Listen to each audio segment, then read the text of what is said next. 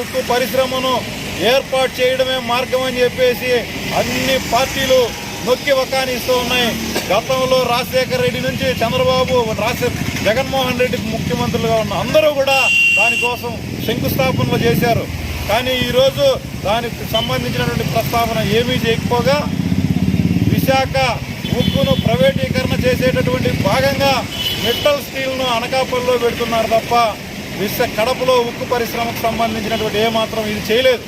అంటే ఈ రాయలసీమ ప్రాంతం పట్ల ఈ బీజేపీకి, నరేంద్ర మోడీకి ఏమాత్రమైనటువంటి చిత్తశుద్ధి ఉందో దీన్ని బట్టి మనకు అర్థమైపోతా ఉంది.